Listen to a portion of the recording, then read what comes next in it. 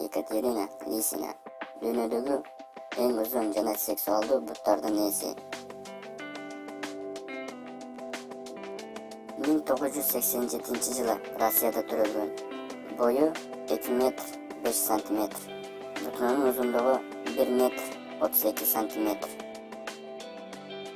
Ал Гиннес рекорддор китебине да планетадагы эң uzun буттуу аял болуп катталган.